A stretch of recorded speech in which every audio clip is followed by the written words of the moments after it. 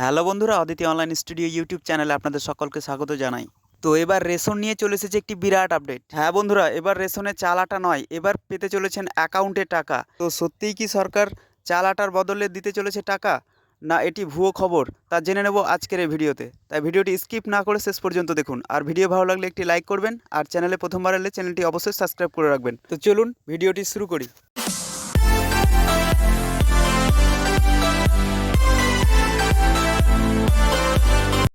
তো এ সংক্রান্ত আপডেটে বলা হয়েছে আসতে চলেছে বড় পরিবর্তন। শুধু আধার নয়, এবার রেশন কার্ডের সঙ্গে জুড়তে পারে ব্যাঙ্ক অ্যাকাউন্ট।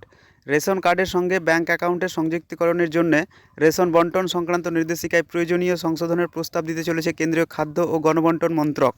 এবার কি রেশন দোকান থেকে খাদ্যশস্য বন্টনের পরিবর্তে অ্যাকাউন্টে আসবে ভর্তুকির টাকা?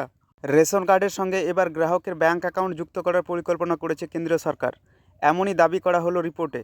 উল্লেখ্য, এর আগে আধারের সঙ্গে ইতিমধ্যে যুক্ত হয়েছে রেশন কার্ড। এদিকে কেওয়াইসির মাধ্যমে ব্যাঙ্ক অ্যাকাউন্টের সঙ্গে যুক্ত থাকে গ্রাহকদের আধার কার্ডও। রিপোর্টে দাবি করা হয়েছে রেশন কার্ডের সঙ্গে ব্যাঙ্ক অ্যাকাউন্টের সংযুক্তিকরণের জন্য রেশন বন্টন সংক্রান্ত নির্দেশিকায় প্রয়োজনীয় সংশোধনের প্রস্তাব দিতে চলেছে কেন্দ্রীয় গণবন্টন মন্ত্রক।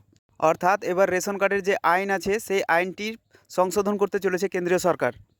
তাই এই নিয়ে রাজ্য খাদ্য সচিবদের সঙ্গে কেন্দ্রীয় খাদ্য সচিবের বৈঠক হয়েছিল গত 28শে ফেব্রুয়ারি। রাজ্যগুলির খাদ্য সচিবদের সঙ্গে বৈঠকে নাকি কেন্দ্রীয় খাদ্য সচিব প্রস্তাব দিয়েছিলেন যাতে রেশন বন্টন নিয়ন্ত্রণ সংক্রান্ত 2015 সালের নির্দেশিকায় সংশোধন আনা হয়, যা নিয়ে জোর জল্পনা তৈরি হয়েছে।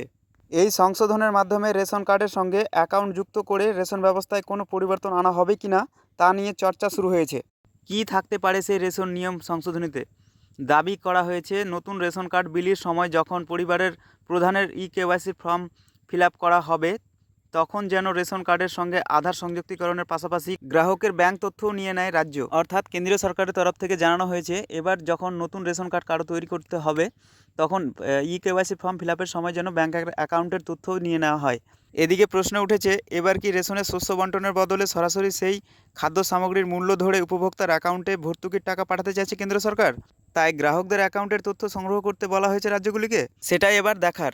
উল্লেখ্য, বর্তমানে জাতীয় খাদ্য সুরক্ষা আইনে এখন প্রায় 81.35 কোটি মানুষকে প্রতি মাসে মাথাপিছু 5 কিলো চাল বা গম দেওয়া হয়। তো আপাতত কোনো স্পষ্ট নির্দেশিকা এখনও আসেনি। তো এটি শুধুমাত্র কেন্দ্রীয় সরকারের তরফে প্রস্তাব করা হয়েছে। তো সত্যি যদি এই ধরনের কোনো ব্যবস্থা শুরু হয়, তো আমরা আপনাদের অবশ্যই জানিয়ে দেবো। এখন আপাতত যে ধরনের চাল এবং আটা পাচ্ছেন সেভাবেই পাবেন।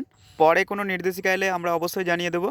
তো ভিডিওটি সম্পূর্ণ দেখার জন্য আপনাকে অসংখ্য ধন্যবাদ, এবং এই ধরনের ভিডিও আরও পেতে এই চ্যানেলটি সাবস্ক্রাইব করে রাখবেন এবং পাশে থাকা বেল আইকন প্রেস করে নোটিফিকেশন অল করে রাখবেন, যাতে এই ধরনের আপডেট আমরা দিলে আপনি তা মিস না করেন। ধন্যবাদ।